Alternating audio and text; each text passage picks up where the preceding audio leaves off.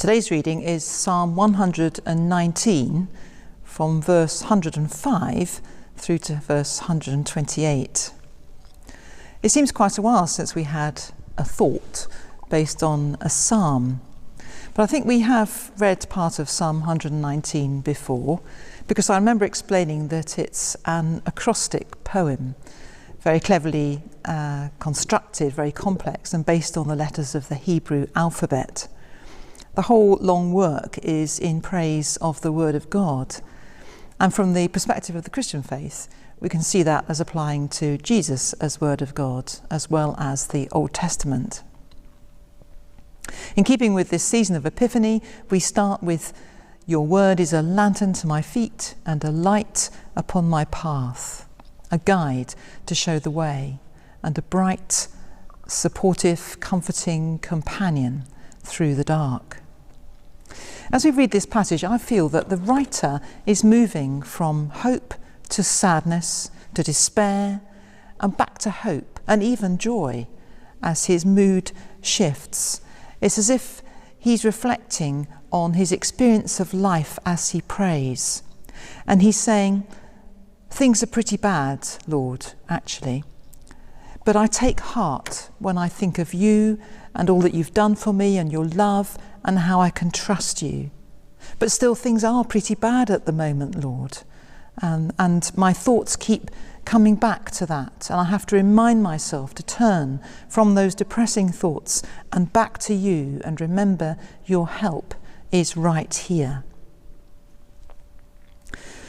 This makes it a really suitable psalm for me at the moment and for this time of year when Christmas is over and the weather is grim and there's still lots of winter to get through. And for this time of the pandemic, which just goes on. And for any time when we need the gift of perseverance and the sense of having a break from worry and from anxiety. So let's trace these shifts of mood through the psalm. After the lantern of the first verse, he goes on to say, "I am troubled above measure, and my soul is ever in my hand."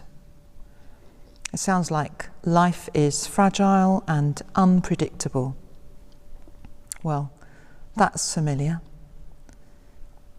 And then in verse 111, the mood changes again. "Your testimonies are the very joy of my heart." So there is something good in the world after all, and it's God. And God stands for all that is true and good and just and right. And he goes on to say, "You are my hiding place and my shield." That might sound a bit escapist, but let's be fair. Which of us would not take a break if we could from the reality around us on occasions? Then he bursts out, "Away from me, you wicked, I will keep the commandments of my God."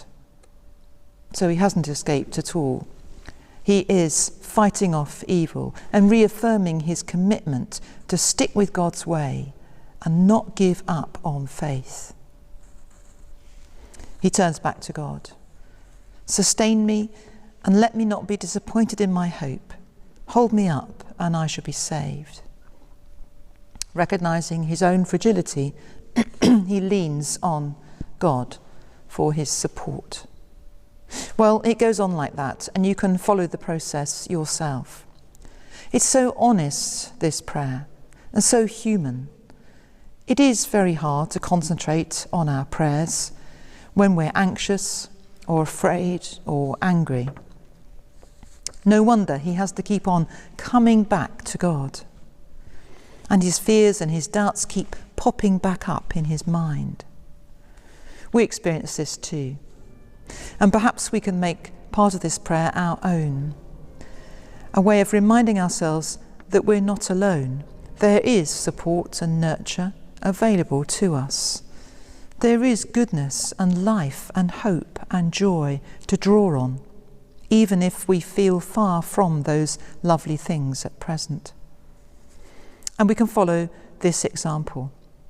keep bringing our minds back to that source of life and love and hope and peace that is God. Over and over again, bring your mind back from the preoccupations of worry, fear, or anxiety.